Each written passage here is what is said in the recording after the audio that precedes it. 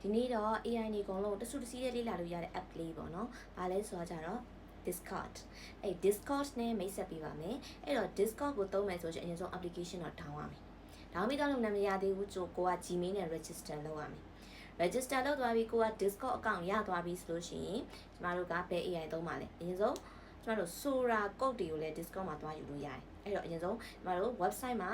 Sora code အတွက်သွားယူမယ်ဖြစ်တဲ့အတွက်Sora code ကဘယ်မှာရှယ်လဲဆို Open AI အဲ့အတွက် Open AI ဆိုပြီးမှရှယ်လိုက်တဲ့အခါမှာအောက်မှာ Discord လေးသူ့ရဲ့ Discord လေးကြာလာလိမ့်မယ်အဲ့ဒါလေးကိုနှိပ်ပြီးမှကျမတို့ join လုပ်လိုက်လို့ရှိရင် Discord ထဲမှာသူတို့ discussion လုပ်တဲ့ဟာတွေလည်းလေးလာလို့ရတယ် code တွေလည်းသွားရှာလို့ရပါတယ်နောက်တစ်ခုကじゃဘယ်ဟာပဲရှိ AI နေအကုန်လုံးကို Discord မှာသွား join လို့ရတယ်နော်မတော်တက်စီသွားနေစရာမလို Discord မှာပဲအကုန်လုံးသွားကြည့်လို့ရတယ်ပေါ့နော်